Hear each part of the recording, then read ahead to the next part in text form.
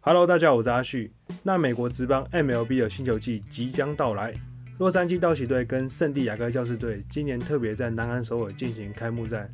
那道奇队的官方媒体呢也发布了一些搭机涂装的照片，其中这张照片可能是21世纪最令人震惊的照片之一，因为超人气球星大谷翔平终于公开妻子的身份，就是日本前女篮球星田中真美子。那这张照片的重点，大家应该只关注这3对情侣。那其实后面的飞机也挺有意思的，是道奇队跟亚特拉斯航空包下的波音747。而究竟道奇队跟大谷翔平他们这次搭的飞机客舱长怎样？那我们就赶紧看下去吧。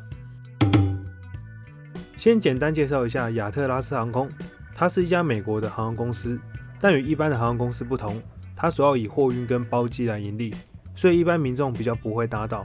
那这次洛杉矶道奇队呢是包下一架编号2322SG，机龄约23.8年的波音747-400，从凤凰城天港机场直飞首尔仁川机场。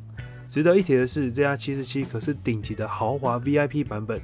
首先来看头等舱，位于下层的前方，全部有10个座位，座位的空间非常的大，前面还有个小空地，感觉都可以挥棒练习啦。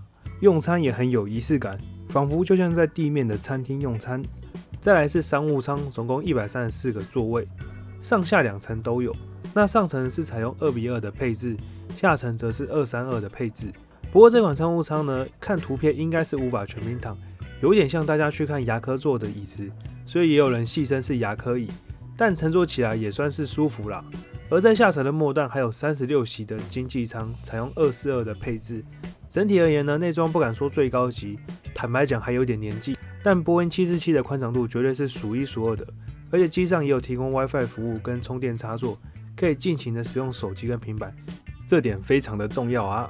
那这样的设备搭长途飞机基本上不会无聊，也能够充分的休息。以上呢就是这次快速的道奇队包机介绍，祝福2队人在 MLB 的首尔开幕战都有好表现啦。我是阿旭，我们下段航程见喽，拜拜。